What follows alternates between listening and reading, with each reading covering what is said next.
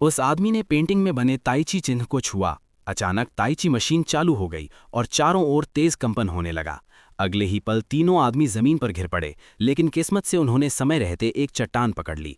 तभी लौंगे खुद को संभालते हुए ऊपर चढ़ गया। आगे बढ़ते ही उन्हें एक अजीब सी कब्र दिखाई दी।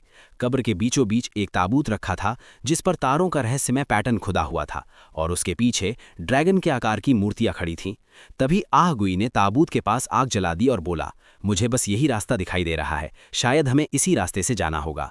तीनों ने सावधानी से ताबूत का ढक्कन खोला, लेकिन हैरानी की बात यह थी कि ताबूत पूरी तरह खाली था।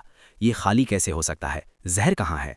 जैसे ही लौंगे ताबूत की जांच करने आगे बढ़ा, अचानक एक तरफ की सारी मोमबत्तियां बुझ गईं। सभी ने घबराकर आग के गोले निकाले और तभी एक भयानक प्राणी अंधेरे से बाहर आ गया। डर के मारे आहगुई पीछे हट गया और ताबूत के अंदर गिर पड़ा।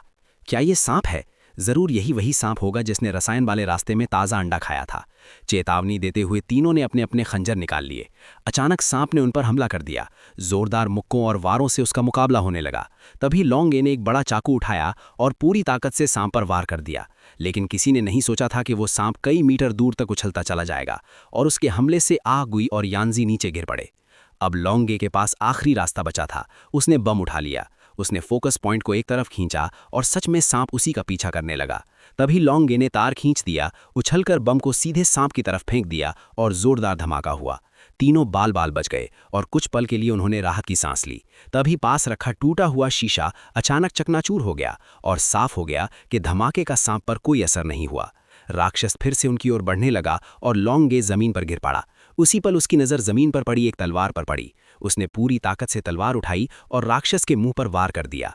यानजी ने तुरंत रस्सी फेंककर लौंगे को खींच लिया और आग हुई उछलकर खड़ी हुई और खंजर से उसकी आंखों पर वार कर दिया। आखिरकार सामने का खतरा पूरी तरह खत्म हो गया।